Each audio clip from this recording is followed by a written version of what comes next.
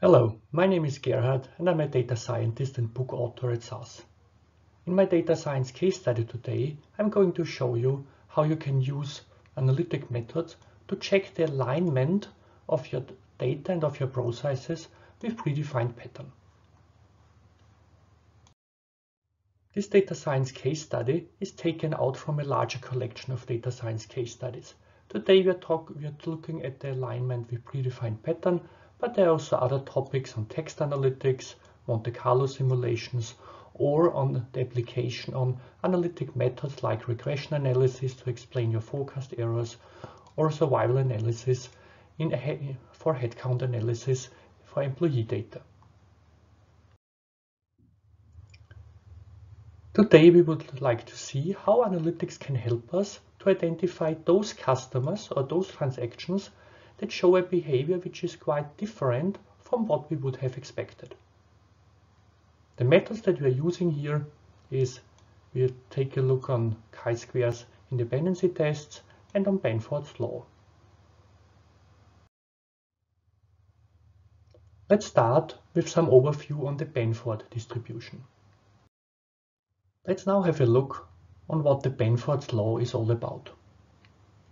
The Benford's law takes a look at the distribution of the digits 1 to 9 of values like you see it here of dollar values or euro values. And the important thing, it only takes a look at the leftmost digit, so at the values that I'm underlining here, at those. And it says that the distribution of these digits on larger samples of data is not evenly distributed, but follows a distribution as you see it here. 1 is much more frequently than 2, and with a decline here to the digit 9.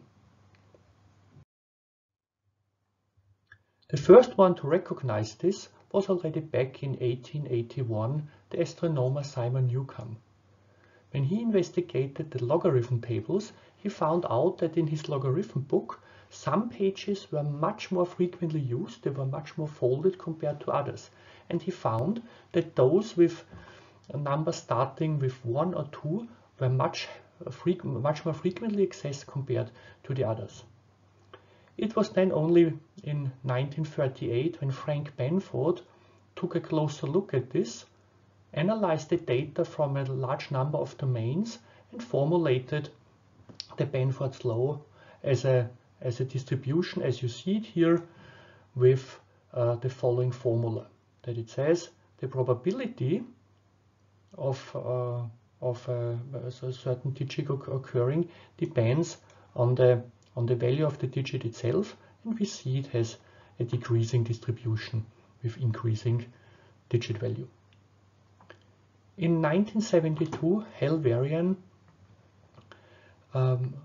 published the idea that this information can also be used for fraud analytics to detect anomalies in data where maybe the data do not come from typical processes but are maybe made up, are maybe artificially changed by human people.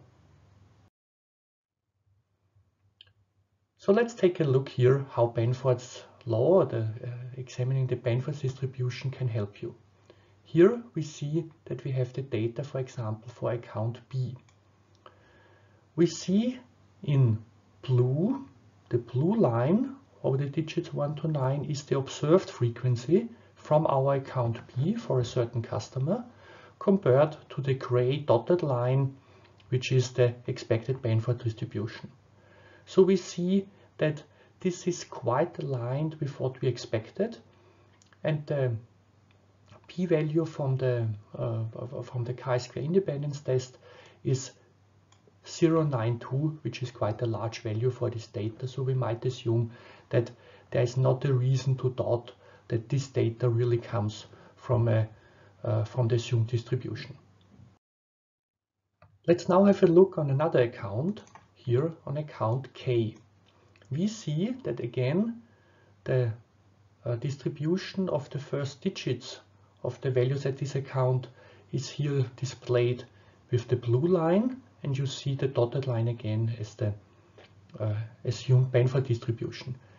you see that the deviations here are much larger than what we saw before, and consequently the p-value for the chi-square independence test is much lower, indicating that you maybe should investigate this one because it has quite some deviation from the Benford distribution.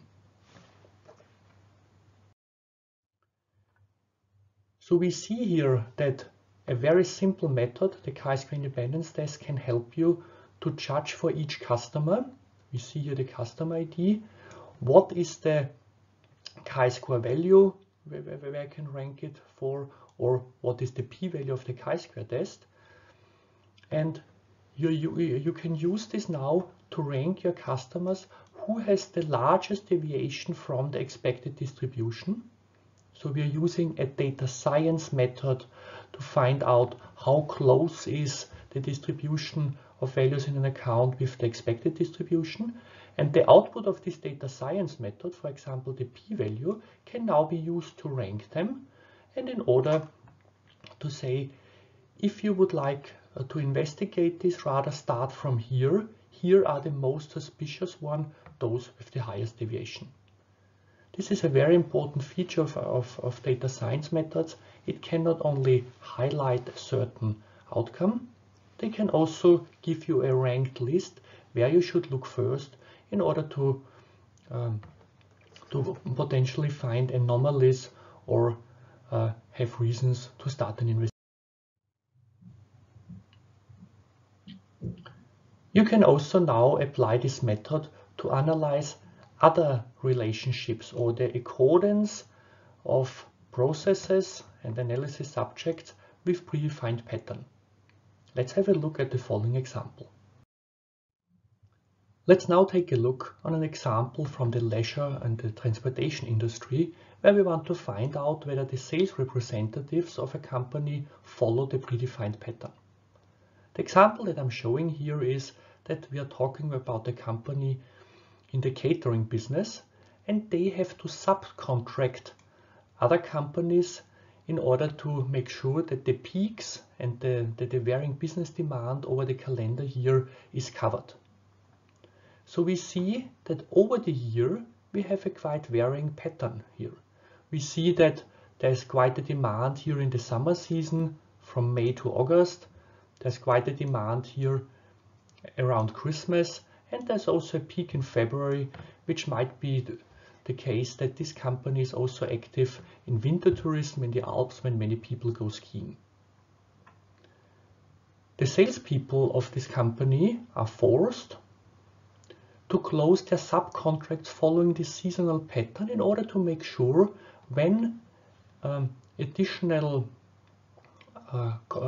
support is needed and when availabilities in personnel or in catering events show up, that the demand by the customers can be followed, and the salespeople should follow the demand we are seeing here. We can also display this line not only in a bar chart but in a line chart, which makes it easier to compare it with the actual situation. And the actual situation of all the sales representative contracts and behaviors. When we now take a look at the individual seasonal pattern per salesperson, we see a very fuzzy picture.